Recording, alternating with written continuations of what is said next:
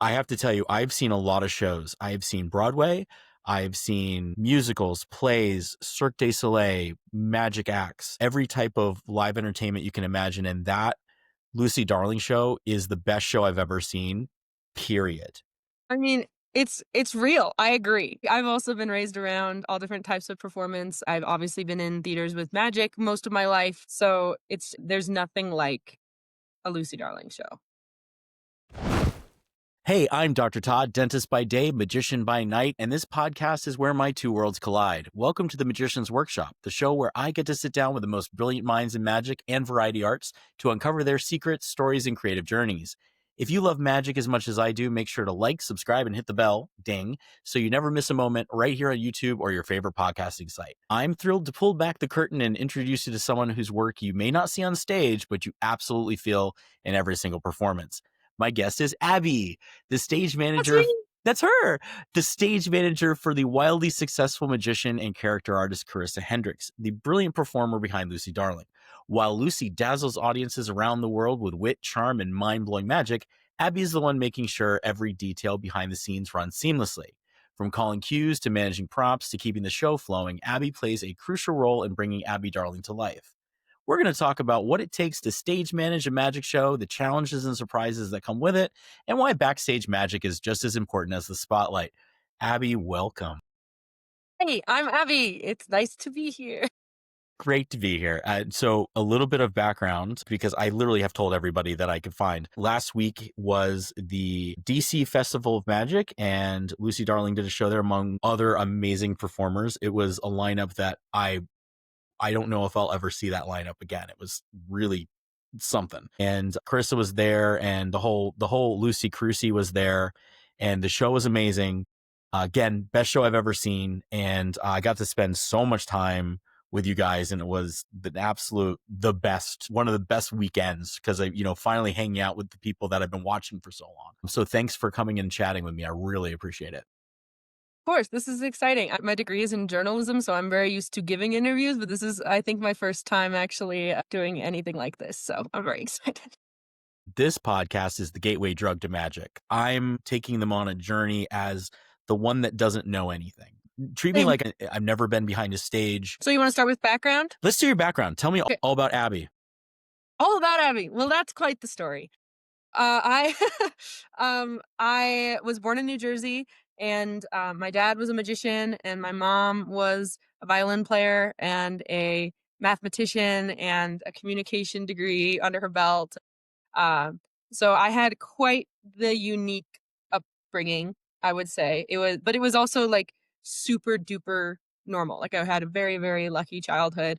Um, I I knew I was very, very loved, and I also had this really unique experience of getting to go to magic camp as a kid. So for anyone who doesn't know what that is, which I would assume would be most people because it is kind of a random thing, one of the magic companies that is that is still prevalent right now is Tannen's Magic, which has its shop in Manhattan. And Tannen's for the past 50 some years has been doing a magic camp. And it's a week long overnight camp. Right now it's held every year in Bryn Mawr, Pennsylvania. And for most of my life it has been. I think 2007 was the first year at Bryn Mawr. So I was 3 when it began at Bryn Mawr. But I have been going there for forever because my dad, when he was 12, started going to magic camp as a camper.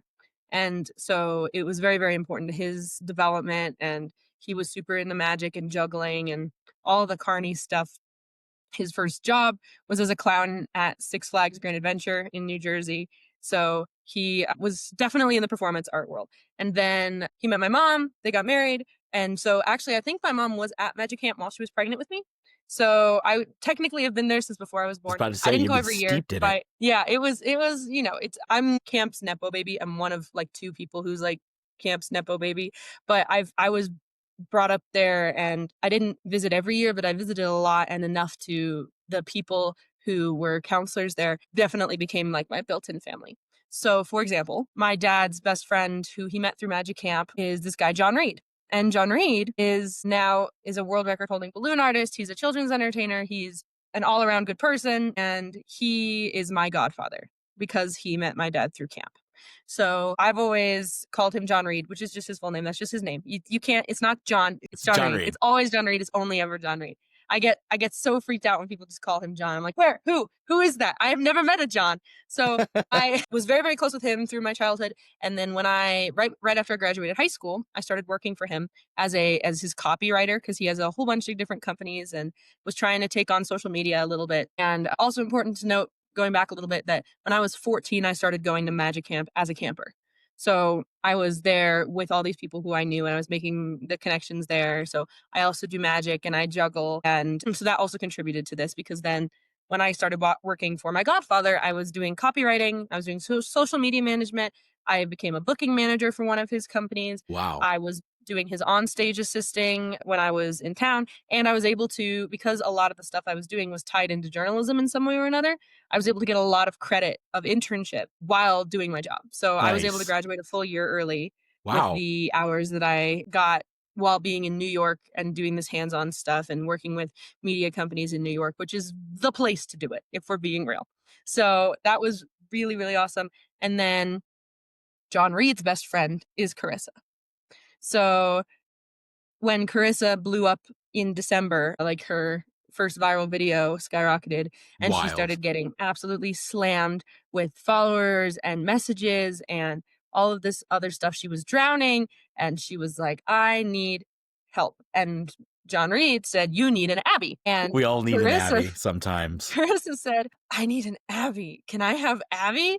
And John Reed was like, well, let's call her. So they called me and I was like, you can't talk to me till I graduate. This was February and I graduated in May.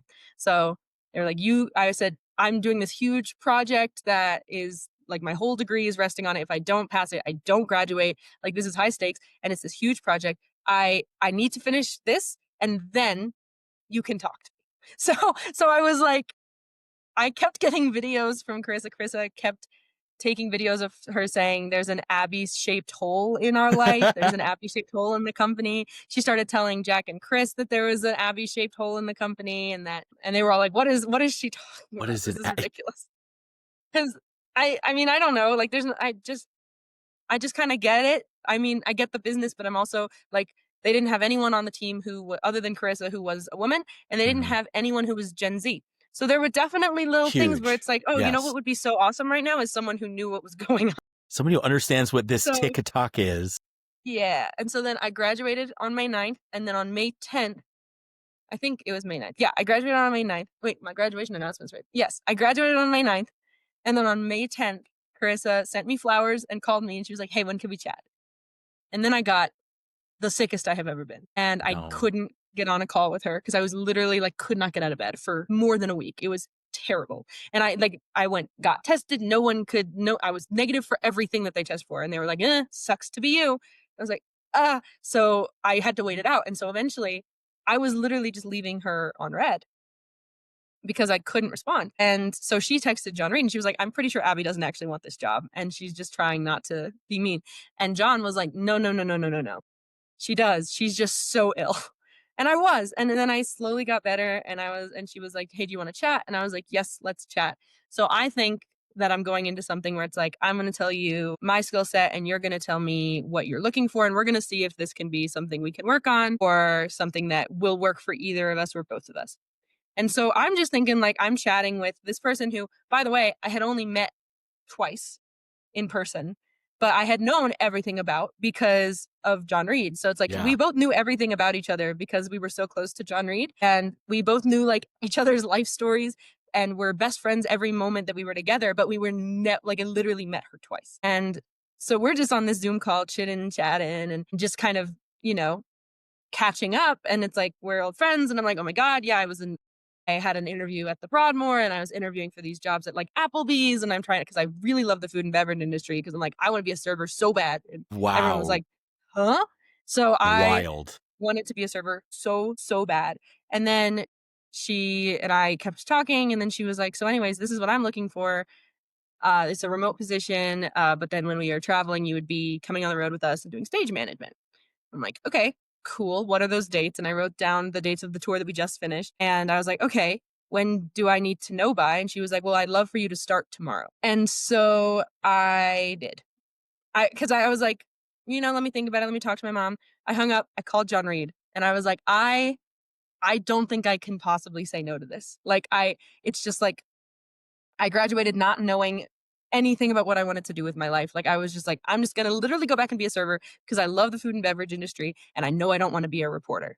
So I'm just going to see where it goes. So I came back here and this literally just fell in my lap. And I'm like, I just graduated. This is the time to do all the traveling, go around the world and do this thing that I love, being Yes. in the performance industry. And I also like, it's not like performing because that's also like a whole thing. But So so I you was like, you I don't like think I cannot performance, but you don't want to be the one performing. anymore. Yeah, I mean, Okay. it's been an interesting development, I think, because I'm a very big public speaker and I love being on stage, but I also like I'm not as creative as you need to be in order to do Hmm. that. So it's like I very quickly get creatively burnt out. I'm very good at executing tasks like that are Got it. lined up for me, but and I can lead in those tasks and be great, but when it comes to creating things that don't exist, I have problems with that. So that's that's why I was like, I'm okay behind the scenes and I still get to do all the great things. And I had loved meeting Chris and Jack on that call. And like, I was like, okay, this could really work. We could really be a good team. And then I did. I started the next day and it was very obvious very quickly that it was a good team. And so we're called the Core Four. That's like our little subcategory. And now I'm here. Tell me about the core four. Who is in the core four? So the Core Four is Carissa, Jack, Chris, and me. So that's the four people where it's like the company is built on the shoulders of these four people. Tell me about Jack, because I haven't met Jack yet. So Jack is our camera wizard. He's the one who films all the videos. He's the one who made the edit for the viral videos, and he also does our operations. And Chris is our community manager. And Chris is also one of the coolest people I've ever met. He was so cool. He's so awesome. He's so He's cool. so much fun. And he's also definitely my kind of people. We both have degrees in language related things. So his Right. degree is in linguistics. And so we speak each other's language and we're very, very nitpicky about grammar and spelling. Yes. So We, we're we definitely. yeah, we discussed equivocate and equivoke for a while. That was really fun. And then he read me his Mystify Magic Festival review. It's one of the most thought-provoking things that anyone's ever read to me. He's like, oh yeah, let me read you this. And we're like walking. I was just like, okay. And then I was just like, oh, my mind was blown. So, Yeah, all right. he's such a genius. And he's so quiet, you would never know. But So he's a genius. quiet. Other than the core four, who else is in what you would call the Lucy Cruisy? So that's a very new name. I really like it. Actually, it was a fan who, it was, I don't know if you've probably seen their work. It's Cartoons is always Yes. commenting on all of our videos. Oh, And they yeah. made these incredible illustrations of everyone. And that came from, I think originally that came from them just a couple of weeks ago when they gave us the folder that had all of the illustrations of us in them. It said to Lucy and the Cruisy. And I need it. I'm taking that. We're stealing it forever. It's great. So, because originally it was just like the World of Lucy Darling or Lucyverse, which is still, we kind of use those interchangeably, but Lucy and the Cruisy is okay. So anyways, back to who it is. Yeah, go ahead. Well, no, So- and if I may, a little bit of the Please. Lucy Cruisy is a smaller part of the Lucyverse. I would argue that we're all part of the Lucyverse once that's the fandom's name. That's owned by the fandom. But the Lucy Cruisy is that smaller circle of the actual crew of the show, if I may. Yeah. Because That I would actually like makes- to be part of the Lucyverse. And when people find her for the first time, I comment, welcome to the Lucyverse. That's so cute. Yeah, that is a more accurate representation, especially now. Like, we're really, really trying to hone in on the sense of like we're all family. We're all, it's the Lucy family. It's the Lucy Darling family, the Lucyverse. And so those are definitely, yeah, it's definitely the Lucy and the Cruisy. That sense of community is strong. But tell me about the other crew members. Okay, the other crew members. So we have, I already said Core 4. So John Reed actually runs all the merch. Yes. Okay. He has a warehouse, and so he's completely in charge of everything merch related, which is super, super great because he's very, very good at that. And then we have Mark Edinger, who is a piano. He's a musician and also a composer and also a juggler. He's a member of the Flying Karamazov Brothers, very famous juggling troupe. Whoa, I had no idea. Yeah, he's the Okay. coolest ever. He's super, super cool. And so he is one of the accompanists that we work with in the duo shows. So most of the shows have at least have one accompanist, and Mark is the one who we've used the most at this point, who is very, very much sewn into the family. And so that's Mark. And we also have let's start with, we can start on the performer side too. We are frequently joined by Sarah Hester Ross, who's an incredible vocalist and musician in general, and Absolutely. just such a powerhouse, and she's so incredible. And I was such a fangirl. Oh my gosh, such a fangirl. When I saw her start working with Carissa when they did the first Redhead review, I was like, oh my God, Sarah Hester Ross. And then I got to meet her and work with her in Vegas and in Nashville. And she's just incredible. So she's also incredibly talented. And so when we do the Vegas show, it's with her. And she might be on our fall tour a little bit as well. But she's amazing, just so incredible. So that's the performance side. And then we have James, who is our photographer, who right now we're just subcontractor. So we bring him along for as many gigs as we can because he just takes these most incredible photos, both during the show and behind the scenes. So a lot of the pictures that you'll see Carissa posting of like Jack and I having a chat while she and Mark are talking, Yes. or like all the behind the scenes of Mark rehearsing, all these photos of us on floor time. That's a very important part of our life, is floor time. Okay. And Got it. all of that is James, just such a good documenter. He's just telling such a beautiful story with his work. And then we also have Tyler, Tyler came with us on the Pacific Northwest tour, but I would definitely consider him part of the Cruisy. He was another videographer that was working really closely with Jack. And it would like, the tour would not have worked without Tyler being there. He was so, so helpful with literally everything. He was just always there when you needed him. He had everything. It was like a Mary Poppins bag. It was like, oh, you need this size screwdriver. I have exactly that. It was just ridiculous stuff. He was there for the first shows that I called, and he had the comm system that we use. And it's like, it would have been a complete mess without Tyler being there. And then let me see, who am I missing? Well, I would also consider Andy a little bit part of the Cruisy. Definitely, he has a Really? hoodie, and he would be He's got defensive the of that. He would hoodie. say he's not. He would say he's not, but he has the hoodie, so it kind of Yeah. counts. A And little background he's is that there's a Lucy Cruisy hoodie that is oh yeah. Do you want me to yeah. get it out? Hold on. Yeah, if you could show the fans, Sure, I'm not because wearing it mine, is which is this is well, that's all right. This is probably the hottest ticket item. If you start selling these, you So will run I out. also designed these. Shameless plug. So this They is look awesome. What Do You Do? And it's the Yes. crew. And then the sleeve says, Do I Not Look Busy? And then it has our logo on the back. Love in the gold. logo on the So back. there My are God. we don't sell those. And when we do sell them, they will be slightly different. Right. That's way down the Absolutely. road. But I think there are some people that so are listening to this right now that want to put in orders. we are so aware that it's like a big thing people want. We are working on it. It's a lot. It's more than you think to try and do it in a sustainable way, because it's really a priority of ours. And I would I want to talk about, so let me just do on a tangent. When you say sustainable, what's your goal? What does that mean? I'm honestly not the person to Okay. speak about this. It's more probably a John and Carissa question. Yeah. But I know that we balance this scale a lot. Just our whole company is built on balancing a scale of generosity and sustainability. We want to be as generous as we possibly can while staying sustainable.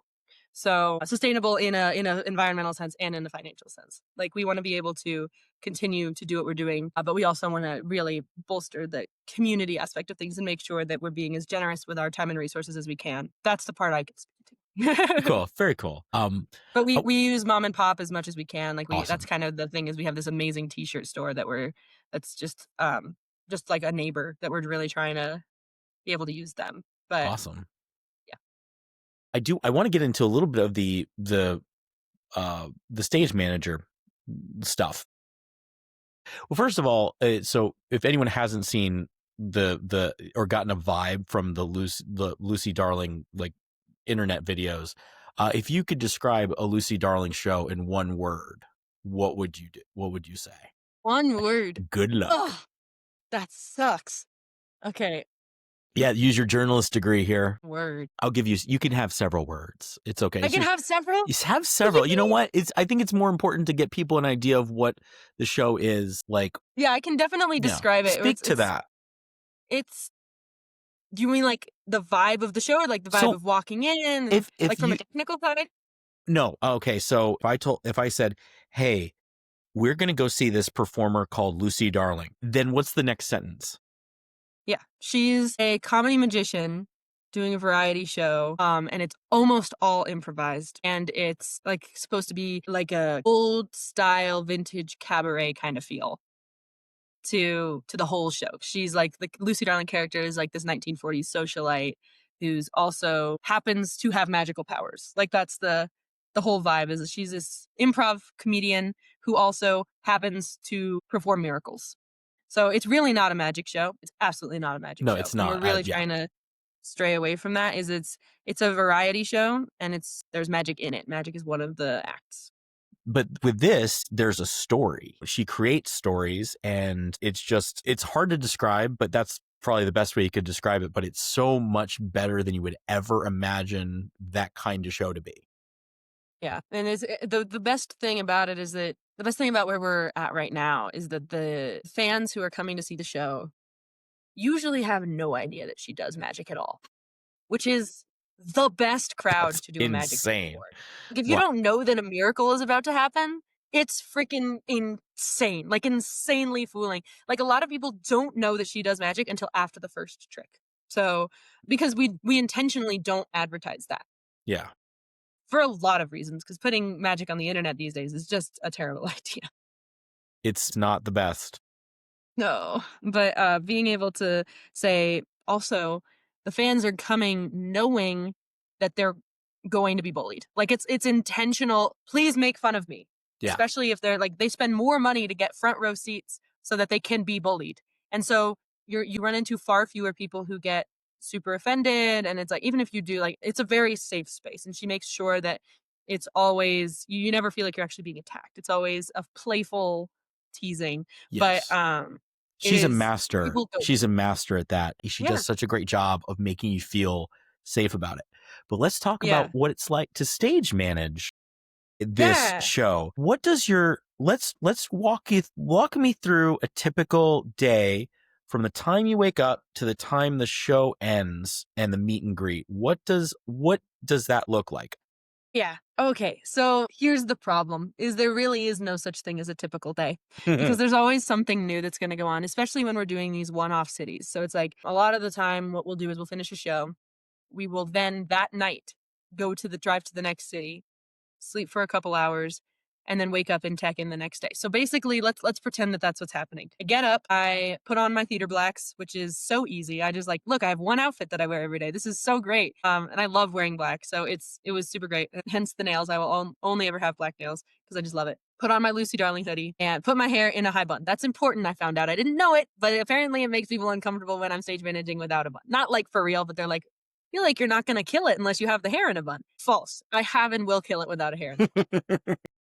So I get up. Usually at that point, I'll meet up with Carissa. We might get some coffee, and we go over any changes that are going to be happening in the show for that night. So if that's the great thing about the show is it's constantly evolving. So even the parts that are consistent from night to night, the parts that aren't improv, those are changing a lot. So it's like, hey, instead of doing this cue, we're gonna switch these two acts, or I want the lights to be a little more this color in this section, or something like that. Or hey, at this point, the piano was louder than the voices and we need to balance it. So it's like just kind of an overall, just like a notes. And I'll get notes from Mark or Sarah if we're traveling with Sarah.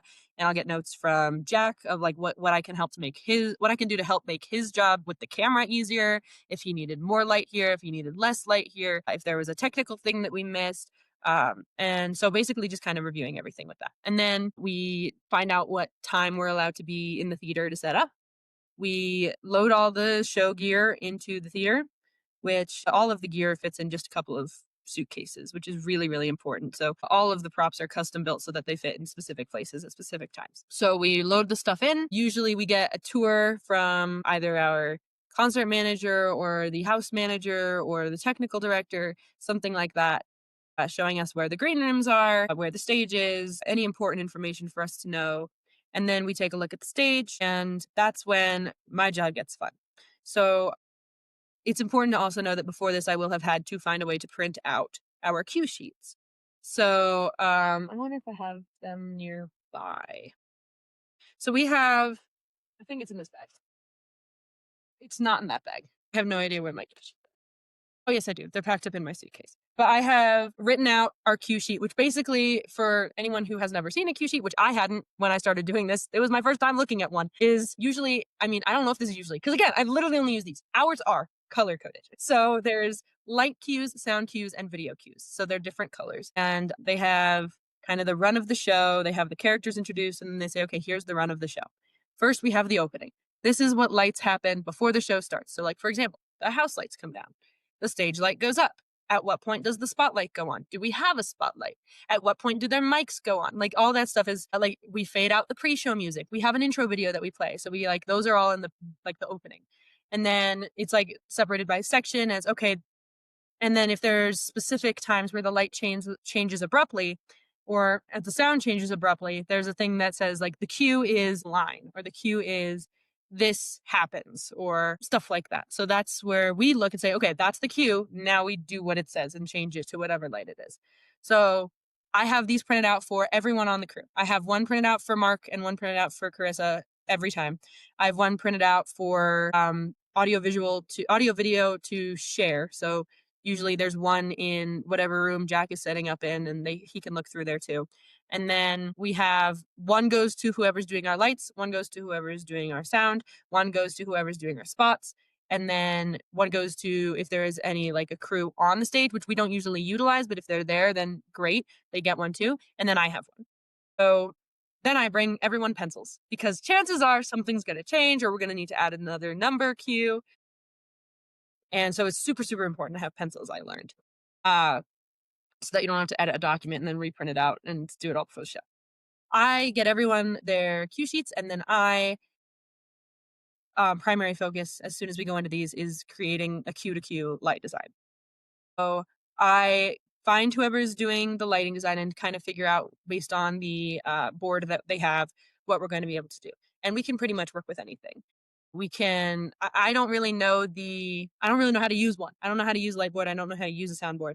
But in the past several months I've learned how to say what I need so that Okay. they understand what they can give me. So in some cases we'll go in and there's no cue to cue system where it's like you can't record certain lighting scenes to then go back to and like click through next. In some cases Wow. it's just a little board that has a whole bunch of like slidey things where those are called submasters and it has a whole bunch of those and you're live changing the colors and the intensity. And in those cases, usually I'm just going to be doing it. Like I'm just going to be changing the lights live. So that's what I was doing in New York. If you guys have seen the video where I shut the lights off on them, that's what I did. That was one of the best bits that was so good.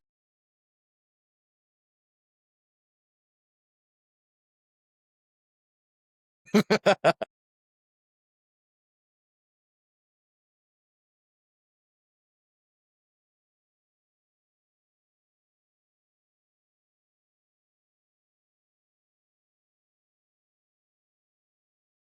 little bit No, like it that we got found. yeah, and for people that are paying attention, that's a little Easter egg that we instantaneously was like, aha, yeah, that was Yeah, really it's good. so good. So It was anyways, so good. sometimes we have the lighting board like that where I'm just going to be live changing the lights as the show goes. But if we're in these bigger venues, usually they have a full light board where we're creating a cue to cue.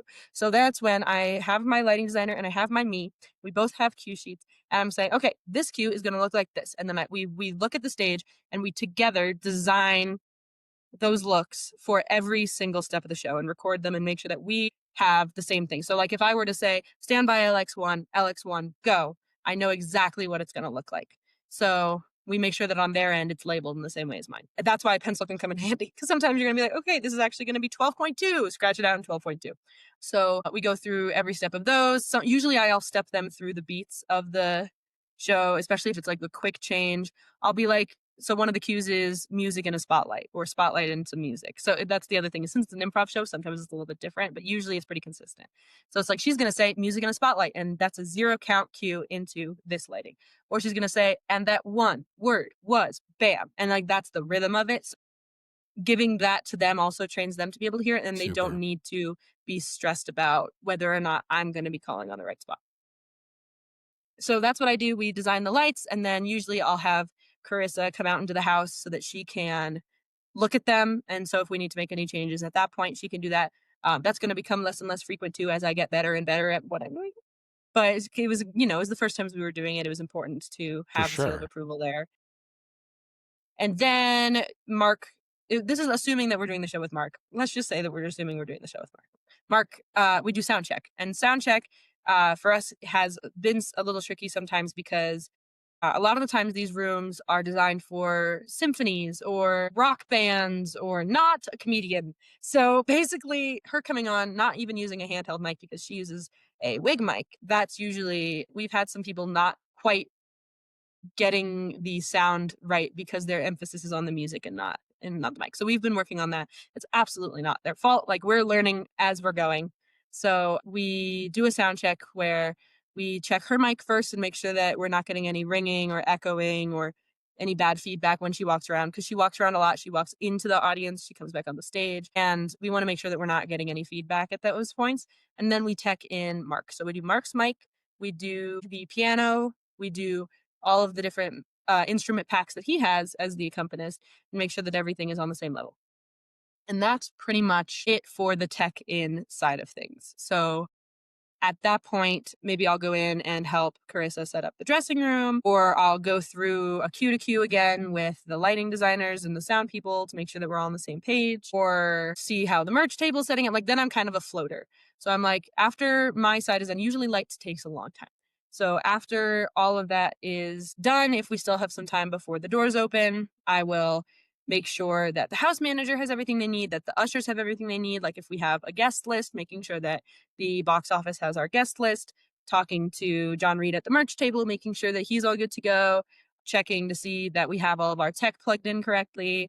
And then, right as the doors open, making sure that our pre show music is playing and the pre show look on the stage and in the house is correct. And then with the show happens. And so I sit back in the booth and I'm running the cue to cue and running the cue lab, which is our video cues. And that's the show.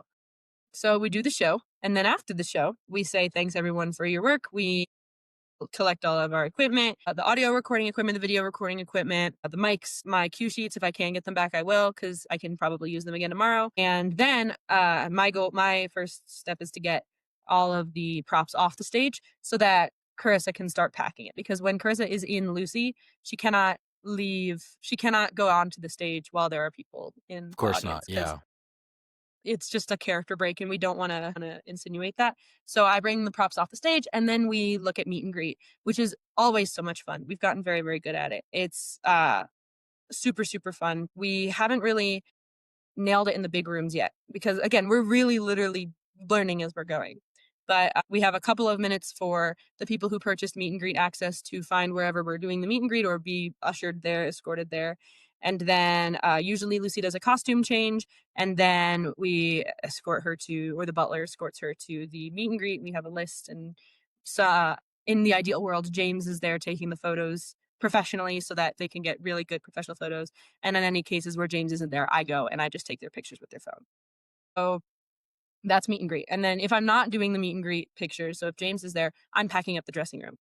And then I'm packing up the show. And then I'm making sure that Mark has everything he needs and packing up with him and seeing if Jack needs any help getting equipment packed up or seeing what the butler's status is and like kind of floating in that way, but reversed, because usually we have a hard out when we have to be out of the theater. And whether it's for union laws or for the travel that we're doing that night, we usually have a time where it's like, we have to leave no later than this time.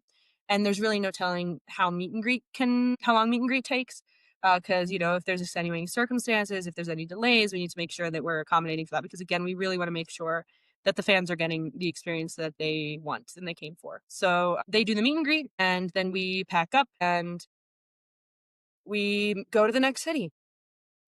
Are you noticing that people notice you are because you're a character, which I'm assuming you probably didn't expect that you would become No, a character in the show? I didn't think that was going to happen, obviously, because it's like the whole point is to be behind the scenes, and it's like the man behind the curtain, as it were. But I love it. I love it so much because it's like I get just a little bit of a taste of fame, but without any of the responsibility, because it's fame by proxy. It's like I am famous by association, and just because of like I kind of like we're building this role very, very slowly. It's the same kind of thing with the butler. We had no idea the butler was going to become such a big thing. And now it's absolutely vital. As like, we have very specific rules for the butler. The butler does not have a name. The butler's name is never, never given on any public thing. It's like, it's always a different name. It's Jeffrey or Reginald or uh, Amanda. Like, it's just random names that we give to the butler.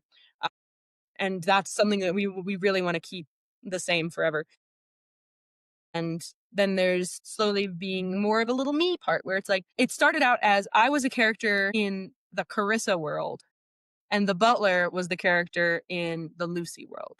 So on stage assistant is the butler, off stage assistant is me.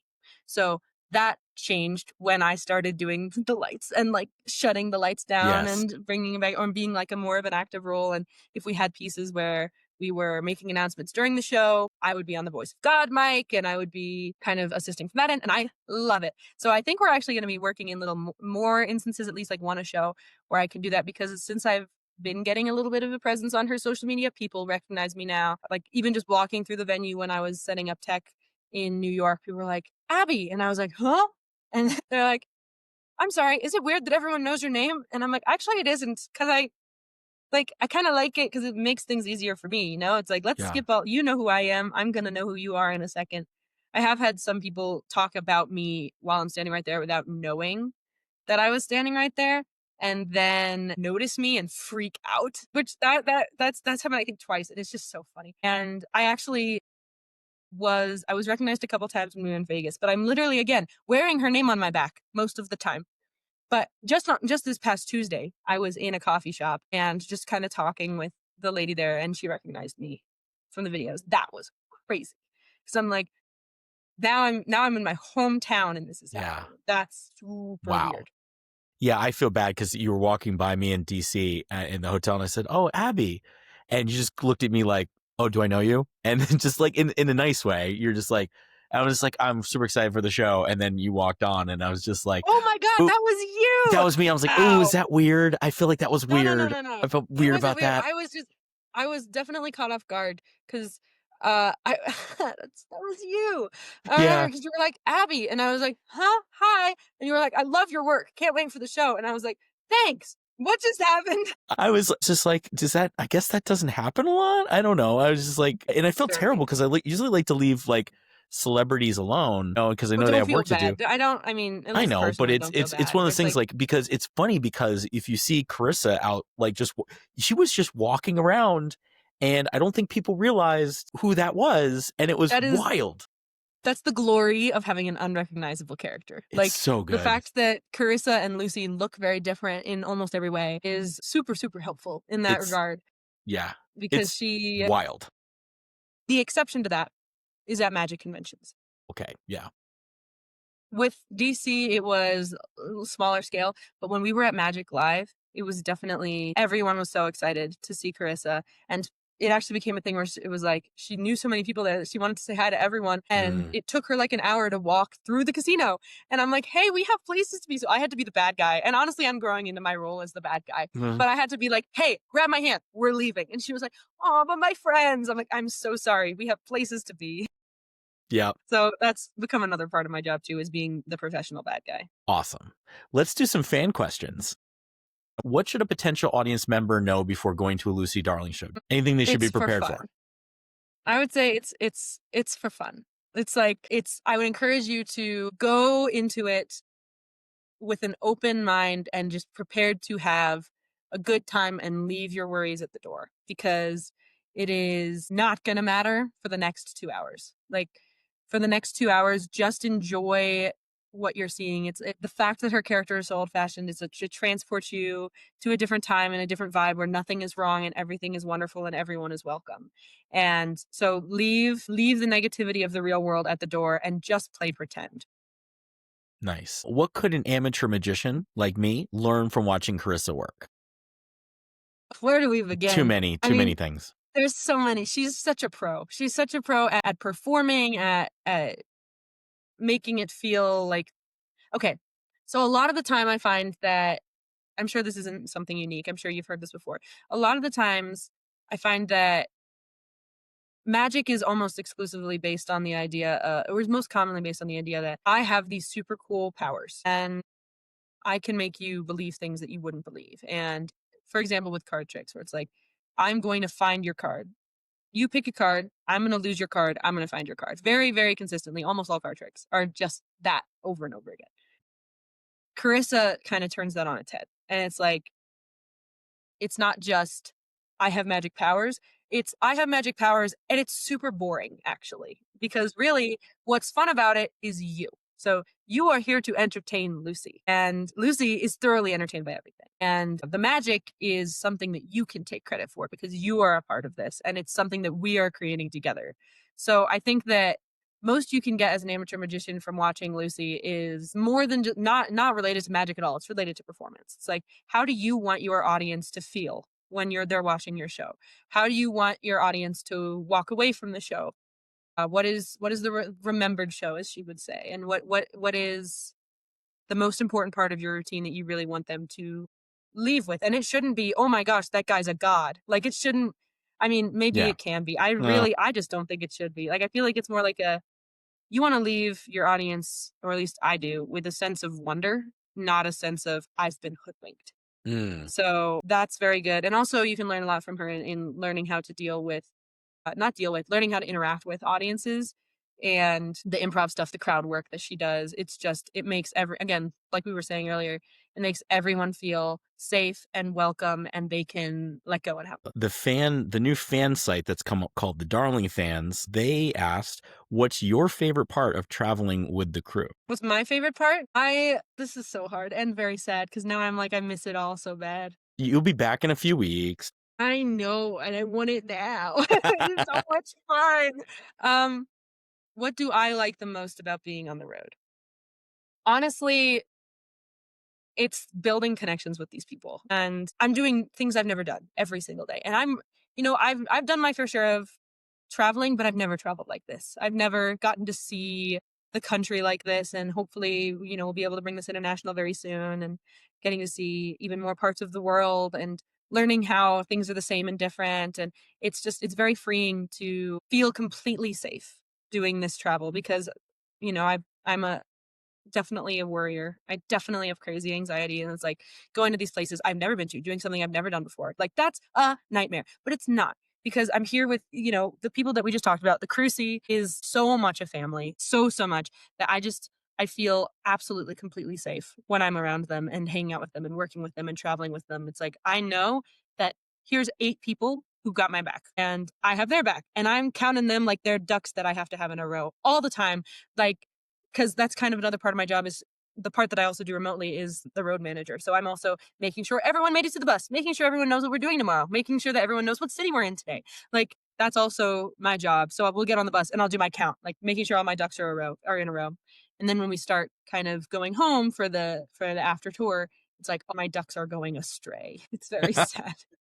But no, I love it. I love being able to create connections with the crew and see more of the country in a way that I feel loved and safe and also completely badass because the stuff I'm doing is like little me would have never even dreamed that I could be running a show like this. And it's just so much fun. It's awesome. I like this one because I can give you a very real answer to is what happens to the questions submitted on your website.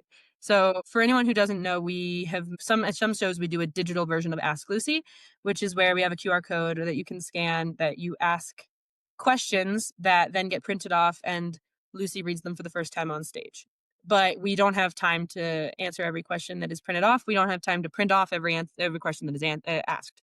So what we do is the butler prints off the questions and he puts them in the glass where Lucy answers the questions. And those are absolutely 100% improv. She's never seen the questions before. And then whatever we don't get to, we save. We have these big giant bags full of them. And we either have them in the archives or what I've started doing is when we're on flights or we're in the van, we can read through them. And it does a couple things. It's like, first of all, incredibly entertaining because it's like a personal live show with Carissa answering That's them. It's a great crazy. exercise for her because she's getting these practices of like, what's the funniest thing I could say to this question? And so it's a little bit of an exercise in that way. And it's also just funny. It's so much fun because people come up with the craziest questions and that's a lot of fun. So that's one of the questions. What would you be doing now if this role with Carissa didn't exist? I would be a server at an Applebee's. I love their I tequila lime chicken. you know what? I haven't been to an Applebee's in probably over a decade, but I had an interview scheduled at Applebee's to be a server the day after I got the job with Carissa, Oh, you and had I a canceled degree? it. I canceled it when I got the job, but I would definitely be a server. I would So definitely be. funny. It's bizarre. Like, It's who would have crazy. thought? Who would have thought that I would be here now? Um, let's see. What else? Some of your favorite parts of your job. We kind of already answered that. I have one from Meadow. Meadow! Yes. Yeah. Meadow Perry asks, what are your most important tasks that you have taken on, and how do they amplify the show to allow Carissa to focus on her performance? So I feel like I have a good answer to that one. Like we said, a lot of the show is improv. So that makes it really hard sometimes for a person who would have been doing my job before me pretty hard. Rather someone reading the cue sheet and determining where to change the lights or the sound or cue things. And um, so she had specific lines that she would always hit, where it's like, here's the cue that brings you to the next section. Since I've now seen the show several times, that is becoming less necessary. And Awesome. I'm able to read I can follow her wherever she's going. So if she's going to sit a little longer in this bit before moving on to the one that has the lights change, I can sit there and read when things are actually supposed to change and call it accordingly. So I'm creating this environment where she can go crazy. Can She can harp more on the bits that are hilarious and almost hit the line, and that will cue me as like, okay, that's her way of saying this one. So I think that's been the most important part of my job, is because it's making it so much more interactive for the audience, because they're able to really get like the most comedic improv experience, and I'm able to still make the show look the way it's supposed to look. That's the best answer ever. That's perfect. That was fun. I only have one more question. What? A little bit of a curveball for you. Can you explain to me, what is baby mode? Yes, sure thing. So, okay, that rocks. Oh man, I'm so glad that you already spent 4 days with us. So that's not something that would exist if you had not like spent so much time with us. Also, at the end of a huge tour, we were just exhausted. So baby mode is kind of like it's kind of like a game. It's kind of like a code that we kind of created. I shouldn't, I'm going to throw him under the bus. So here's how I think how it started. It may have happened before this. This is my first experience with it. Is I, we were doing a photo shoot in Seattle right before we flew out. Like the day we flew out. It was a couple hours before we were supposed to be at the airport. So we were there, and my little flight anxiety is like, we gotta go, we gotta go, we gotta go, we gotta go. So we're finally packing up and we're getting ready to get in the car, and Mark can't find his phone anywhere. So he's searching through his bags. He's searching through his pockets. He's searching through the outfit he was wearing before. He's searching through the dressing room. He's searching through the studio. Cannot find his phone. We try calling it, nothing. We try calling it again, nothing. We try to do find my phone. Turns out it's not enabled. It's like everything is like piling up and piling up and piling up and piling up. And I'm getting so frustrated. And he's getting frustrated.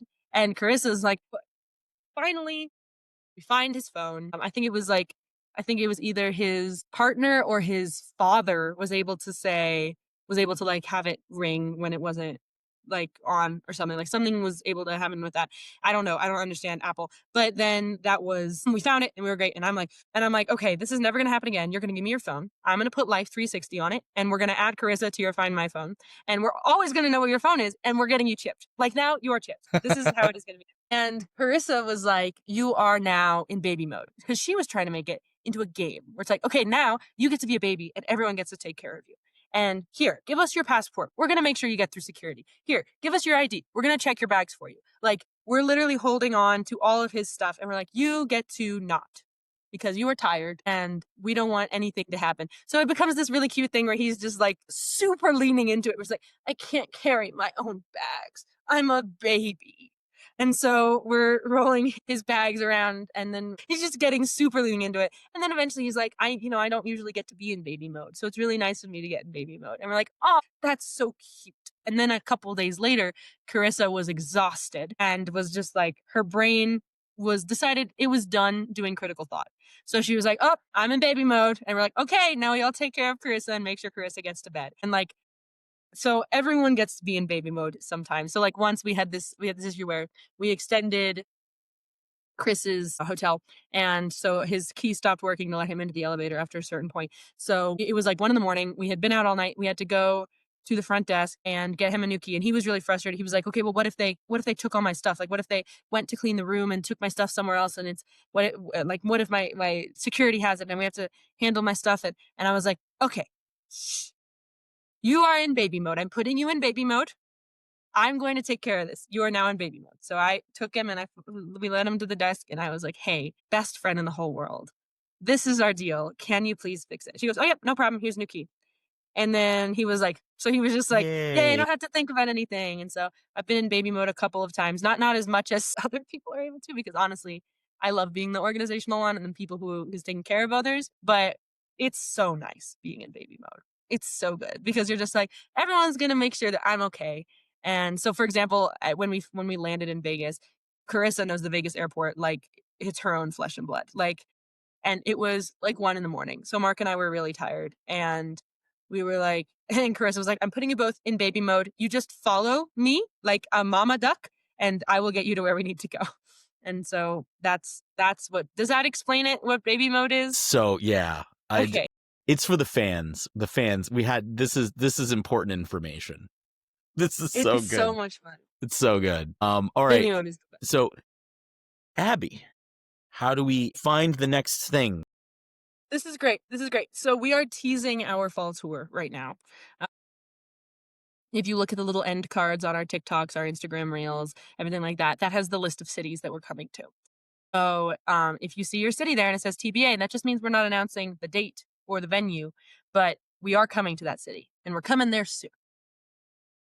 In order to make sure that you know what's coming next, there's a couple things you could do. Number one, if you go to any of the CarisaHendrix.com sites, so if you go to CarisaHendrix.com/anything, at the bottom of that page, there will be a sign up for the mailing list, and that will get you notified when we add all of our tour dates. But if you have a specific city that you want us to come to, or that you saw that we are coming to and you want to be notified as soon as tickets become available, you can also do that. You can go to our voting page, which is CarisaHendrix.com/vote. And you can vote for your city or the city that you want to be notified for. And that will add to the numbers that our tour manager sees. So when so if it's not a city we already have, we will say, "Okay, we have a demand in this city or in this area," and we will try and route our next tour around that area. And then if it is a city that we are coming to, as soon as tickets become available, you will get an email before we announce it to the general public that says, "Hey, you can Amazing. buy tickets now." So if you want to be notified, you can vote on that. Don't vote for more than one place because it'll just take whichever one you voted for the most recently. But because we've had a lot of people get disappointed in that, where it's like, just vote for the city that you want the most, and then you'll be notified. Wow. Abby, thank you so much for joining us and telling us a little bit of pulling back the curtain for us. Really appreciate it. Of course. And if you liked this content, please like and subscribe. My plan is to someday get the entire Lucy Cruisy on here and just like pick their brains. Hopefully they won't be in baby mode. But again, thank you so much, Abby. And we will see you guys next time.